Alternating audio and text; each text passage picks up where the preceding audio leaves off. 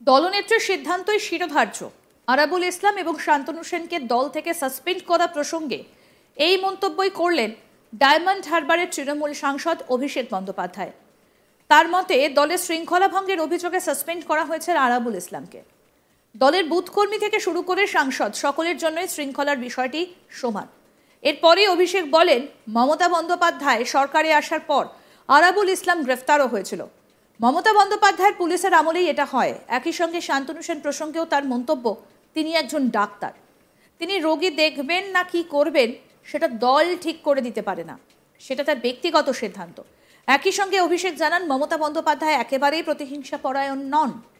এদিকে দলনেত্রীর সিদ্ধান্তকে শিরোধার্য বলে বিরোধীদের যোগ্য জবাব দিলেন অভিষেক। এটাই মনে করছে রাজনৈতিক মহল, কারণ বারবার জল্পনা তৈরি হয়েছিল মমতা বন্দ্যোপাধ্যায়ের সঙ্গে অভিষেক বন্দ্যোপাধ্যায়ের দূরত্ব তৈরি হয়েছে নানা বিষয়। কিন্তু এই মন্তব্য করে অভিষেক বুঝিয়ে দিলেন, তৃণমূলের শেষ কথা এখনো মমতা বন্দ্যোপাধ্যায়ই। নিজের সাংসদ এলাকায় বিনামূল্যে স্বাস্থ্য পরিষেবা দেবার জন্য সেবাশ্রয় নামে স্বাস্থ্য শিবির শুরু করেছেন অভিষেক বন্দ্যোপাধ্যায়।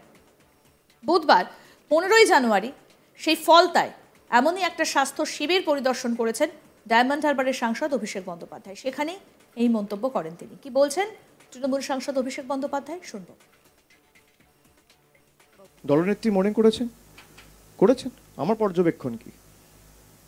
দেখুন, আমি আপনাকে যেটা বললাম যে পার্টি ডিসিপ্লিনের ঊর্ধ্বে তো কেউ নয়।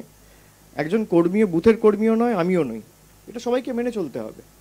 তা আলাদা করে পর্যবেক্ষণের কি আছে?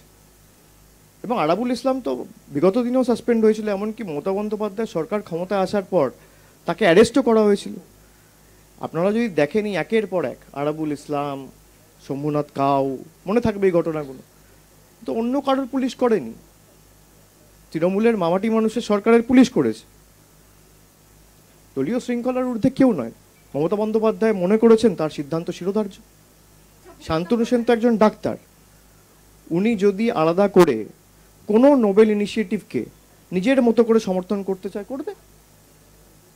রাজনৈতিক দল হিসেবে তৃণমূল কংগ্রেস যদি তাকে সাসপেন্ড করে থাকে, তার তো অন্য 5টা আরও কাজ থাকতে পারে। সে স্বাধীন চেতা মানুষ, সে ঠিক করবে। তার সাথে আমার কি? আমি কি বলতে পারি এই নিয়ে? আমি পার্টির জেনারেল সেক্রেটারি হিসেবে আপনি যদি আমাকে জিজ্ঞেস করেন, আমি আপনাকে বললাম যে দল সিদ্ধান্ত নিয়েছে, দলের সিদ্ধান্ত শিরোধার্য, দলনেত্রীর সিদ্ধান্ত শিরোধার্য। কিন্তু সে কোন ক্যাম্পের সাথে যুক্ত থাকবে, পাড়ায় কোন পেশেন্টকে দেখবে, কোথায় প্র্যাকটিস করবে, এর সাথে আমি কি উপদেশ দিতে পারি? এটা তো ব্যক্তিগত সিদ্ধান্ত, ব্যক্তিগত জীবন, দুটোর পরিসর আলাদা, দুটোর সত্তা আলাদা। টার্গেট কত মানে বিধানসভা আসনে? দেখুন, আমি তো প্রত্যেকটা আসনে জিততে চাই। টার্গেট কত আবার কি? আমি যেখানেই লড়বো জেতার জন্য লড়বো। তারপর আমি সব জায়গায় জেতার জন্য লড়বো। তারপর মানুষ কাকে জেতাবে, কাকে হারাবে, কাকে ভোট দেবে, কার বিপক্ষে দেবে, সেটা মানুষ ঠিক করবে। আমি কোনো আসন হারার জন্য লড়বো না। আমি 294টা আসনে যখন যাব, আমি যদি জানি এটা আমার সবথেকে দুর্বলতম আসন, তাও আমি গিয়ে সেখানে সর্বশক্তি প্রয়োগ করে লড়বো। আমি বলেছি উত্তরবঙ্গ বলে কিছু নেই, কিছু আমার অভিধানে নেই। গৌড়বঙ্গ, রাঢ়বঙ্গ, দক্ষিণবঙ্গ, কুচবিহার থেকে কাকদ্বীপ একটাই বঙ্গ, পশ্চিমবঙ্গ। যা হবে পশ্চিমবঙ্গের জন্য ইউনিফর্মিটি রেখে হবে। আমি আমার বক্তব্য রেখেছি দলের সাধারণ সম্পাদক হিসেবে। আমি যতটুকু মমতা বন্দ্যোপাধ্যায়কে চিনি, জানি, ছোটবেলা থেকে দেখেছি, মমতা বন্দ্যোপাধ্যায় বয়কট, ভেঙে দাও, গুড়িয়ে দাও, সরিয়ে দাও, হাঁটিয়ে দাও, এই রাজনীতিতে উনি বিশ্বাসী নন। মমতা বন্দ্যোপাধ্যায় যদি এই রাজনীতিতে বিশ্বাসী হতেন, তাহলে আজকে যারা এইসব কথা বলছেন তাদের মধ্যে অনেকে মমতা বন্দ্যোপাধ্যায়কে একটা সময়ে আক্রমণ করেছেন, তাহলে তারাই দলে ফিরতে পারতেন না।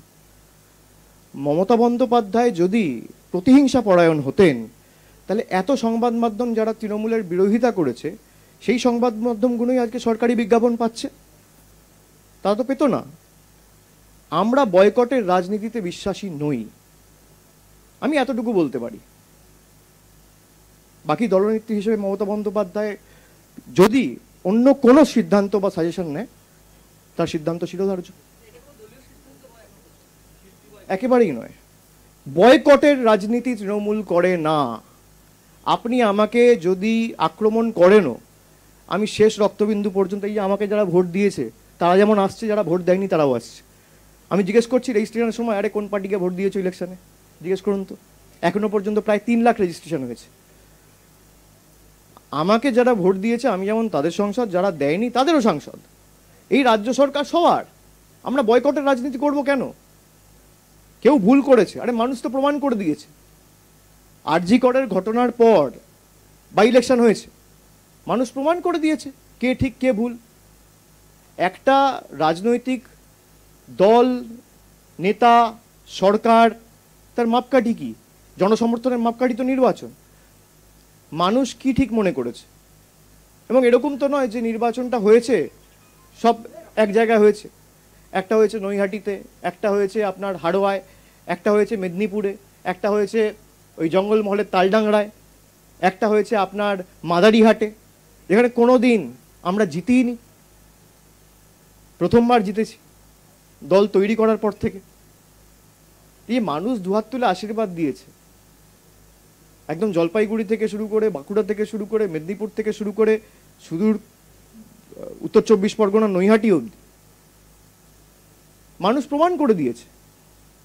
কেউ যদি কোনো রকম কোনো প্রতিবাদ করে থাকে সেটা তার ব্যক্তিগত অধিকার। সবাই স্বাধীনচেতা মানুষ, আমরা কেন বয়কটের রাজনীতি করতে যাব? কিন্তু আমি এটাও বলেছি যে অনেকে ভাবছে যে আমাকে ডাকা হচ্ছে না মানে তৃণমূল বয়কট করিয়েছে। তৃণমূল যেমন বয়কটের সিদ্ধান্ত বা বয়কটের রাজনীতি করে না, ঠিক তেমনি আমি আমার পাড়ায় কাকে ডাকবো, কাকে দিয়ে মঞ্চ বাঁধাবো, আয়োজক হিসেবে বা অনুসূচক হিসেবে এই সিদ্ধান্ত আমার। আমার 20টা সিঙ্গার আছে ভুলে, কাকে ডাকবো তো আমার সিদ্ধান্ত, কমিটির সিদ্ধান্ত। আমার তো পছন্দ হতেও পারে, নাও হতে পারে, তাই না? আমি কি রঙের জামা পরবো, কোথায় হাঁটবো, আমার সিদ্ধান্ত। এটার সাথে বয়কটকে মেলানো উচিত নয়। দলনেত্রীর সিদ্ধান্তই শিরোধার্য। আরাবুল ইসলাম এবং শান্তনু সেনকে দল থেকে সাসপেন্ড করার প্রসঙ্গে এই মন্তব্য করলেন ডায়মন্ড হারবারের তৃণমূল সাংসদ অভিষেক ব্যানার্জি। তার মতে দলের শৃঙ্খলা ভঙ্গের অভিযোগে সাসপেন্ড করা হয়েছে আরাবুল ইসলামকে। দলের বুথকর্মী থেকে শুরু করে সাংসদ সকলের জন্য শৃঙ্খলার বিষয়টি সমান। এরপরই অভিষেক বলেন, মমতা বন্দ্যোপাধ্যায় সরকারে আসার পর আরাবুল ইসলাম গ্রেফতারও হয়েছিল। মমতা বন্দ্যোপাধ্যায়ের পুলিশের আমলেই এটা হয়। একই সঙ্গে শান্তনু সেন প্রসঙ্গেও তিনি মন্তব্য করেন। তার মন্তব্য, তিনি একজন ডাক্তার, তিনি রোগী দেখবেন না কি করবেন সেটা দল ঠিক করে দিতে পারে না, সেটা তার ব্যক্তিগত সিদ্ধান্ত। একই সঙ্গে অভিষেক জানান, মমতা বন্দ্যোপাধ্যায় একেবারেই প্রতিহিংসা পরায়ণ নন। এদিকে দলনেত্রীর সিদ্ধান্তকে শিরোধার্য বলে বিরোধীদের যোগ্য জবাব দিয়েছেন অভিষেক, মনে করছে রাজনৈতিক মহল। কারণ বারবার জল্পনা তৈরি হয়েছিল মমতা বন্দ্যোপাধ্যায়ের সঙ্গে অভিষেক বন্দ্যোপাধ্যায়ের দূরত্ব তৈরি হয়েছে নানা বিষয়ে। কিন্তু এই মন্তব্য করে অভিষেক বুঝিয়ে দিলেন, তৃণমূলের শেষ কথা এখনও মমতা বন্দ্যোপাধ্যায়। আরও আপডেট পেতে দেখতে থাকুন আজ তাক বাংলা। সাবস্ক্রাইব করুন, নোটিফিকেশন পেতে বেল বাটন অপশন প্রেস করুন, হোয়াটসঅ্যাপে ফলো করুন আজ তাক বাংলা। ভিডিওটা লাইক করুন, শেয়ার করুন, কমেন্ট করুন।